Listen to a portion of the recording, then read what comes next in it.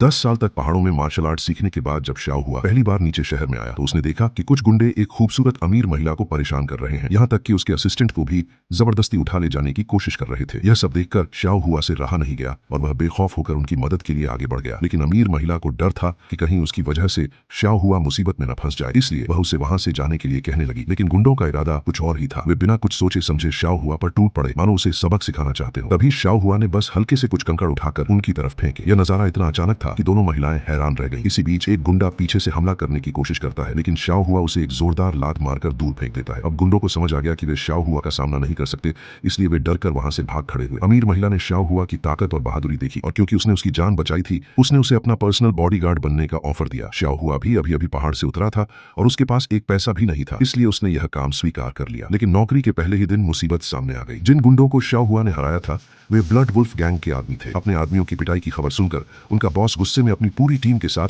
उस अमीर महिला की कंपनी के बाहर आ धमका। ब्लैक बॉस को यह सब सुनकर हंसी आ गई। उसने घमंड से कहा कि पूरे साउथ सिटी में कोई भी ब्लड वुल्फ गैंग के खिलाफ जाने की हिम्मत नहीं करता और आज तो वह अपने साथ अंडरग्राउंड का टॉप फाइटर, एक खतरनाक बॉक्सिंग चैंपियन भी लाया है। अमीर महिला की कजिन ने शाओ हुआ को चेतावनी दी कि सामने वाला आदमी इस शहर का अंडरग्राउंड किंग है, जिसने न जाने कितने लोगों को मार डाला या अपाहिज बना दिया है। हालात बिगड़ते देख अमीर महिला ने सोचा कि पैसे देकर मामला खत्म कर दिया जाए, लेकिन ब्लैक बॉस ने मौके का फायदा उठाते हुए सीधे 2 करोड़ की मांग कर दी। जैसे ही महिला पैसे देने के लिए तैयार हुई, शाओ हुआ ने उसे रोक दिया। उसने कहा कि एक पैसा भी देने की जरूरत नहीं है। जब उसने बॉडीगार्ड बनने का वादा किया है तो वह इन गुंडों को उन्हें ब्लैकमेल नहीं करने देगा। लेकिन अमीर महिला को भरोसा नहीं था कि शाओ हुआ इतना ताकतवर है कि वह गैंग के बॉस को भी हरा सके। उसने उसे समझाया कि कभी कभी झुक जाना ही समझदारी होती है, लेकिन शाओ हुआ पूरी तरह